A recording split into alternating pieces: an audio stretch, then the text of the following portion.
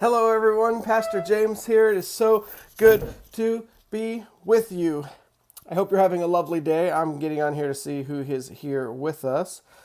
How are you doing? How is it going? I hope well.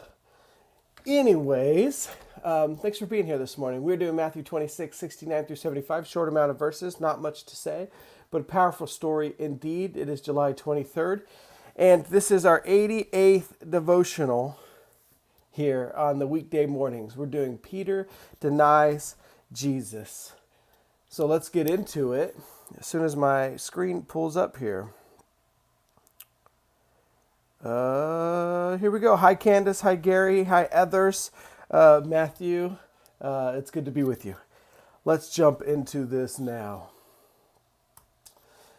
69 begins. Meanwhile, Peter was sitting outside in the courtyard. A servant woman came and said to him, "You were also with Jesus the Galilean."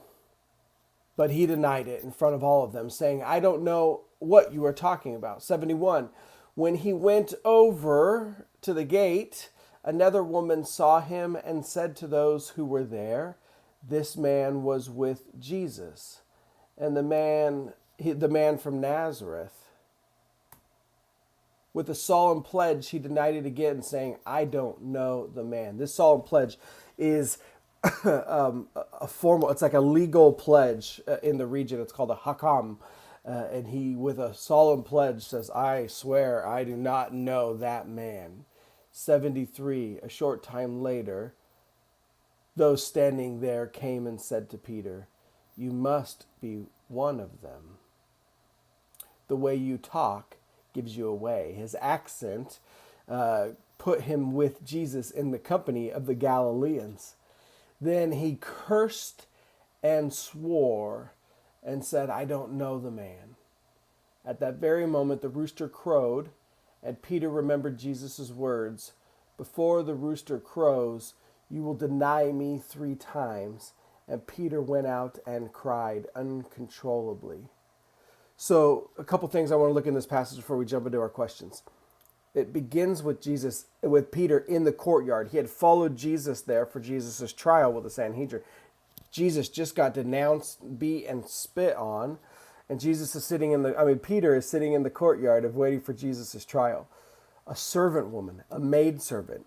So the tension in the story is building because it's not the high priest, it's not some high official in the religion of the Jews.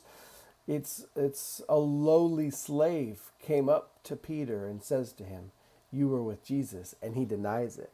He is caving from the most minimal amount of social pressure. Notice he's in the courtyard and then he denies it. Yeah. Then he denied it in front of all of them. 71. Then he went over to the gate. He's slowly moving out of the courtyard. He's slowly moving away from Jesus in this passage. 69, he's in the courtyard. 71, he's at the gate. And then I got to move to my next set of slides here. But he keeps slowly backing away from Jesus. I mean, literally in this passage, courtyard, gate. And then he's going to be outside of the gate. He curses them. Takes a solemn pledge and curses himself. And it's at that moment that the rooster crows. In the book of Luke, it says, and Jesus and Peter locked eyes at that moment. You don't get that in Matthew here. Here's our questions. What do we learn about God? What do we learn about humans? Any commands to obey and any examples to follow? Jesus was right about Peter's denial. Jesus had predicted it, which for me is one of the wild parts about this story.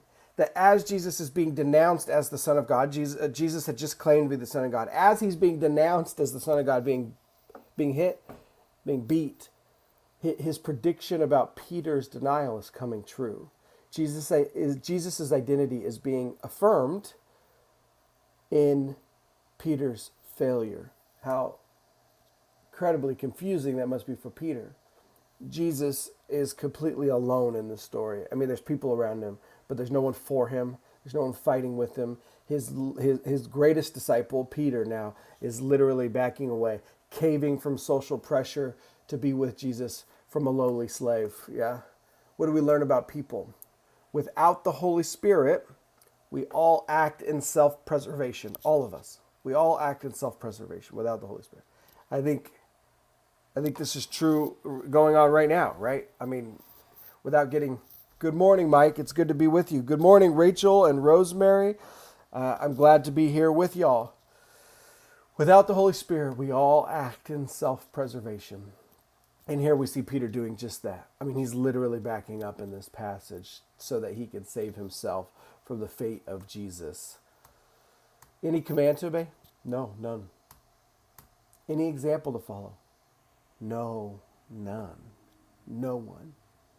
That's one of the points of this passage, is that there is no one here with Jesus.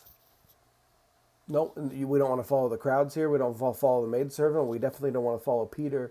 There is no example of faithfulness here for us to follow because there is no one faithful at this moment to Jesus except Jesus alone.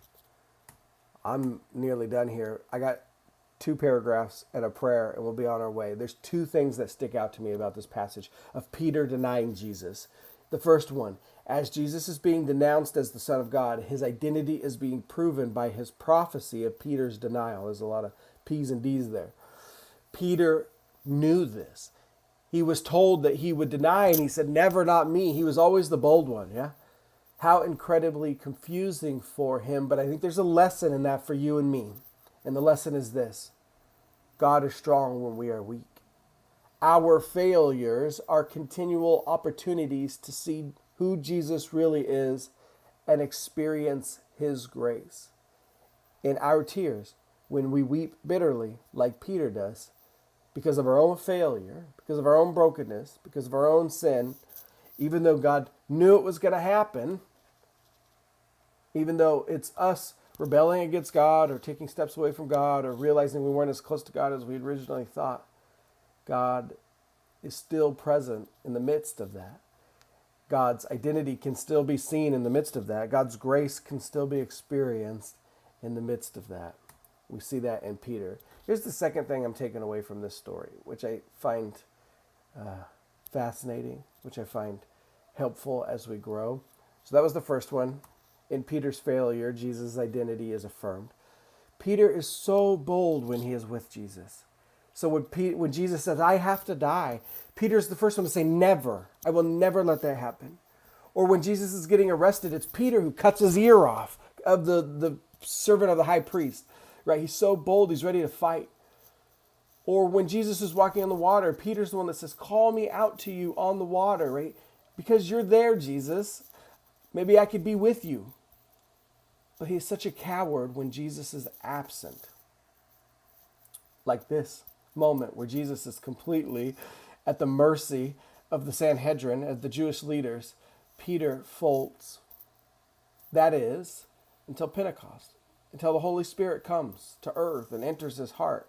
St. Jerome has this great line that I've been thinking about this week. It says, lacking the power of the Spirit, St. Peter trembled at the voice of the maidservant, at the slave girl. With the Spirit, he withstood princes and kings. We notice a difference in Peter because of the Holy Spirit in Acts chapter 2. And that difference can be made in me and you. Where Peter acted in self-interest and denied ever knowing Jesus, after the Holy Spirit comes, he's a bold preacher for the resurrection of Jesus Christ. Before the Holy Spirit comes, right? He trembles at the question of a lowly slave girl. And with the Holy Spirit, Jerome says, he stands in the presence of kings and princes. Here is my prayer based on this passage today. As we think about Peter's denial, Jesus being utterly alone, no examples of faithfulness, Peter denying he ever even knew Jesus, may they always know, I know you. That's what I'm praying. That I wouldn't act in self-interest. That I wouldn't ever deny knowing Jesus. That's my prayer for this day. I hope you have a wonderful day, y'all. It's good to be with you. Happy Thursday. Be blessed and at peace.